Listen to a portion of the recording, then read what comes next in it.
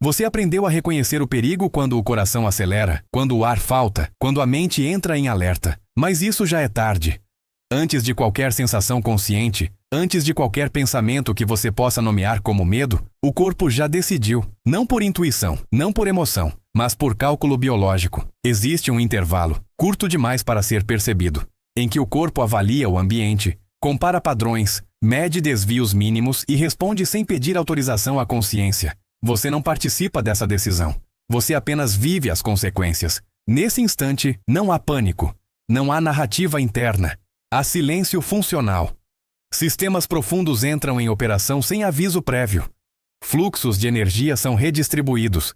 Funções consideradas não essenciais começam a perder prioridade. Digestão desacelera. Processos de reparo ficam em espera. A atenção é sequestrada antes de você perceber que algo mudou. Não porque o corpo seja dramático, mas porque ele é econômico. Sobreviver não é sentir. É escolher rapidamente onde gastar recursos limitados.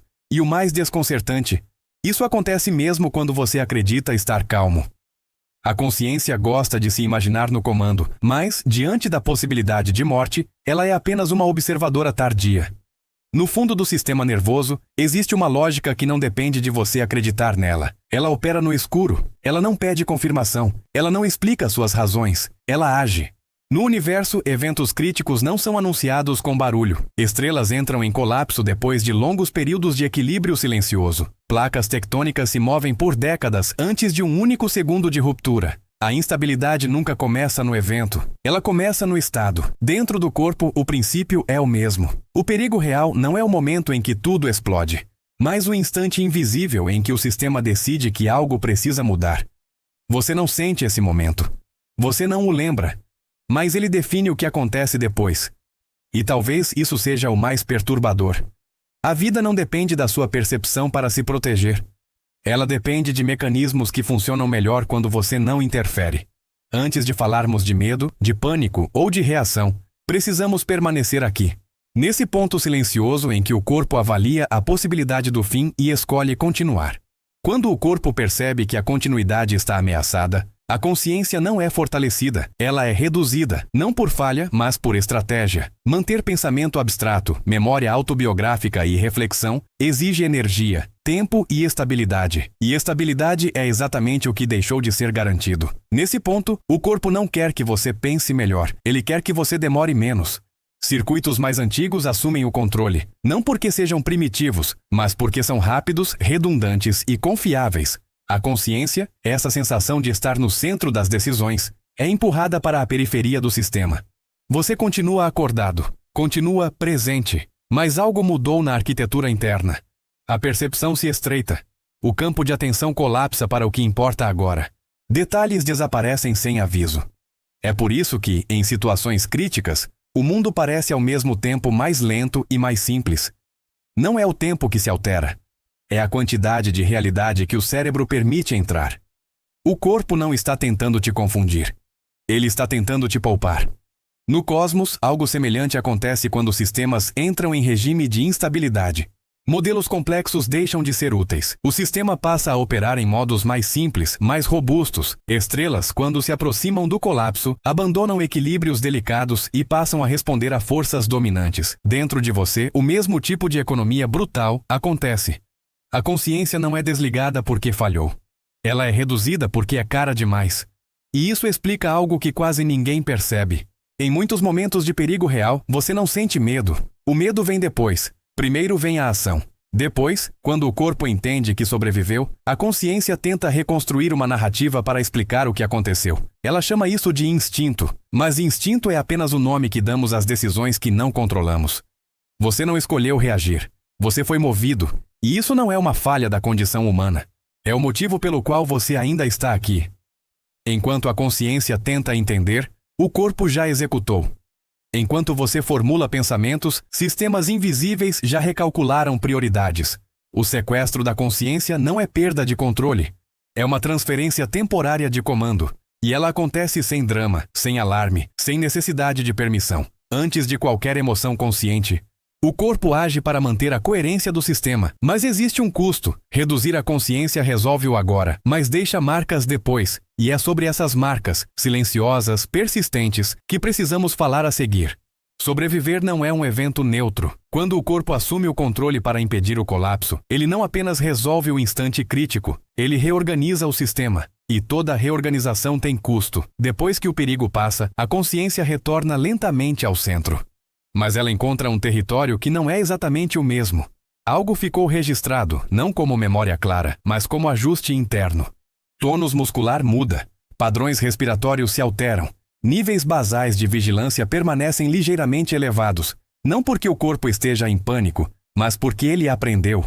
Aprender biologicamente não é lembrar de uma história, é mudar o ponto de equilíbrio. No universo, sistemas que sobrevivem a eventos extremos raramente retornam ao estado anterior. Galáxias após colisões reorganizam suas órbitas. Estrelas que escapam do colapso carregam marcas estruturais por eras. A estabilidade que vem depois nunca é idêntica à de antes. No corpo, isso se manifesta de forma silenciosa. Você pode não se lembrar do momento exato da ameaça, mas o corpo lembra do custo. Ele passa a operar com margens menores, com menos tolerância ao erro, com respostas mais rápidas, porém mais rígidas. É assim que episódios isolados se transformam em estados crônicos. Não por fragilidade emocional, mas por coerência biológica. O corpo não sabe distinguir entre já passou e pode acontecer de novo. Ele trabalha com probabilidades, não com promessas. Cada sobrevivência bem-sucedida ensina ao sistema que o mundo pode exigir respostas extremas novamente. E ele se prepara. Esse preparo não é consciente. Ele se manifesta como cansaço inexplicável, hipervigilância sutil, dificuldade de relaxar mesmo quando tudo parece seguro. Não é que o corpo esteja preso ao passado, ele está otimizado para um futuro possível. E aqui surge um paradoxo profundo. Os mesmos mecanismos que salvam sua vida em segundos podem, ao longo do tempo, desgastar o sistema que tentam proteger. Sobreviver uma vez é adaptação. Sobreviver muitas vezes sem descanso é erosão. O corpo não falha, ele cobra. E essa cobrança não vem em forma de aviso claro. Ela se infiltra nos ritmos, na energia disponível, na forma como o silêncio interno se torna mais difícil de sustentar. Antes de falarmos sobre colapso ou sobre limites finais, precisamos compreender isso. Viver não é apenas escapar da morte. É negociar continuamente o custo de continuar existindo, e o corpo é o contador silencioso dessa negociação. Existe um ponto em que a adaptação deixa de ser proteção e começa a se tornar risco. Esse ponto não é anunciado, não vem acompanhado de dor súbita, nem de sinais dramáticos. Ele existe como uma mudança sutil na relação entre esforço e retorno. O corpo começa a gastar mais energia para sustentar o mesmo nível de funcionamento. Nada parece quebrado, nada parece fora do lugar, mas algo passou do limite. Na física, sistemas complexos não colapsam quando atingem o máximo de estresse, mas quando perdem a capacidade de absorver pequenas variações. É o momento em que a margem desaparece. Antes disso, o sistema ainda funciona. Depois disso, qualquer desvio mínimo pode desencadear falhas em cascata. Dentro do corpo, esse limiar é quase impossível de perceber conscientemente. Porque ele não se manifesta como um evento, mas como um estado. O silêncio interno começa a exigir esforço. O repouso deixa de restaurar completamente. A recuperação se torna parcial. O corpo continua operando, mas já não opera com folga. Esse é o instante mais perigoso. Não o da crise visível, mas o da estabilidade frágil. No universo, estrelas entram em regimes instáveis muito antes de qualquer explosão. Elas continuam brilhando. Continuam parecendo estáveis, mas já não podem retornar ao equilíbrio anterior. Dentro de você, o mesmo princípio se aplica. O corpo pode continuar funcionando por muito tempo depois de atravessar esse limiar invisível. E é justamente isso que engana. A ausência de sintomas não é garantia de segurança. É muitas vezes o sinal de que o sistema está gastando tudo o que tem para manter a aparência de normalidade. Esse é o preço do silêncio funcional. O corpo não grita quando cruza esse ponto porque gritar também custa energia. Ele prefere ajustar, compensar, redistribuir, até não ser mais possível. Quando o colapso finalmente aparece, ele parece súbito, inesperado. Mas, biologicamente, ele foi preparado em silêncio. Por isso, a pergunta mais importante não é: quando o corpo falha? É: quanto tempo ele consegue sustentar o silêncio antes de falhar? E essa resposta não está na consciência. Está na qualidade do estado invisível que você mantém todos os dias. Antes de falarmos do fim, precisamos olhar para isso. A maior parte da vida acontece na zona onde nada parece acontecer. Existe uma confusão comum e profundamente humana entre viver e continuar. A consciência se apega à ideia de experiência, de significado, de narrativa. O corpo não. Para o corpo, a pergunta nunca foi: isso vale a pena, mas isso ainda é possível? Ele não busca felicidade, plenitude ou sentido. Busca continuidade funcional. Enquanto houver energia suficiente, margem mínima de estabilidade e alguma chance estatística de reorganização, o sistema tenta seguir.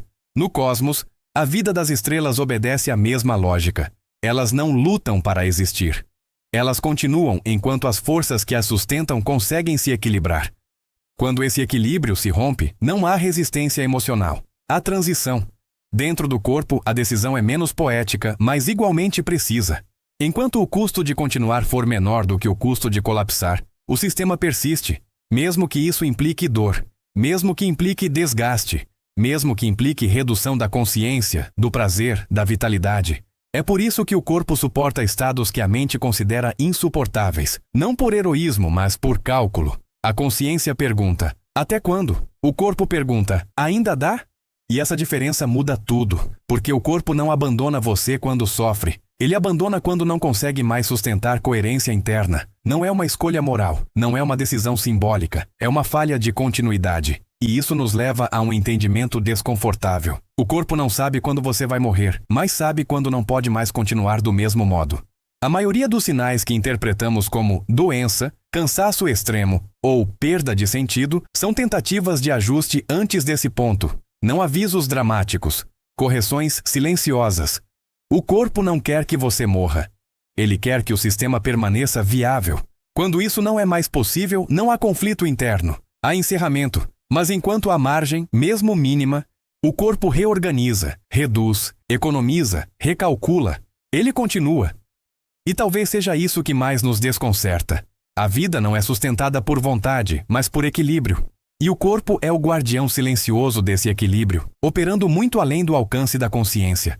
A sensação de ser o centro das próprias escolhas é uma das experiências mais convincentes da consciência humana. Ela é útil, organiza identidade, memória e responsabilidade, mas não é o eixo real do sistema. As decisões mais críticas para a sobrevivência não passam por esse centro. Elas contornam. Enquanto você pensa, avalia, justifica, o corpo já respondeu. Não por desrespeito à consciência, mas porque esperar por ela seria perigoso demais. A consciência é lenta porque é ampla. Ela precisa integrar contexto, significado, passado e futuro.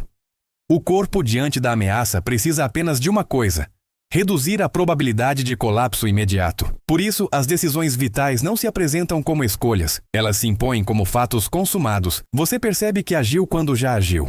No universo, sistemas que dependem de um único centro decisório são frágeis.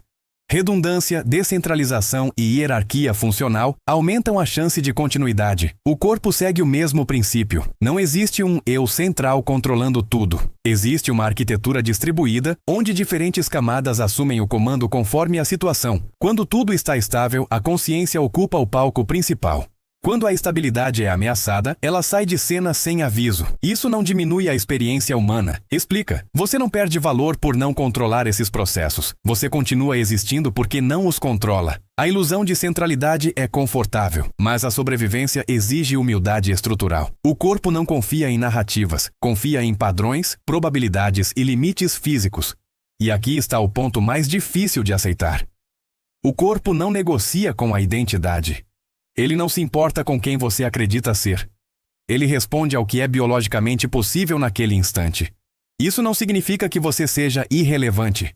Significa que você é parte de um sistema maior, operando em camadas que não pedem consentimento. Assim como no cosmos, onde nenhuma estrela decide conscientemente brilhar, mas obedece às leis que a mantêm estável. Você vive porque forças invisíveis operam abaixo da experiência consciente. A consciência observa, interpreta, sofre, celebra. O corpo sustenta. E quando a decisão é entre manter a coerência do sistema ou preservar a narrativa do eu, o corpo escolhe a coerência, sempre.